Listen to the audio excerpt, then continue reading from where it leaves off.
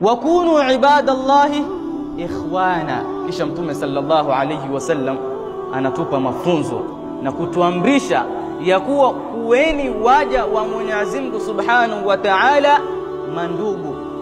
Ndipo pale tunakuta katika tarehe Mtume sallallahu alayhi wasallam alipohama kutoka mji wa Makka kwenda Madina, kitu cha kwanza ambao alijenga baina ya Ansar na Muhajirun ni undugu, ni brotherhood. Alijenga undugu baina yao, wakawa ni wenye kupendana, wakawa ni wenye kuhurumiana, wakawa ni wenye kusaidiana. Mtume anatuambia almuslim akhul muslim, muislamu ni ndugu wa muislamu mwenzake. La yadhlimuhu, kwanza hamdhulumu yeye,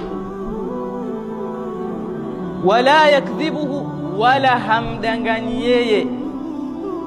Kalia, haya ni mafunzo Bwana Mtume Muhammad sallallahu alayhi wasallam anatupatia, na yote yanaonyesha amani iliyoko ndani ya Uislamu.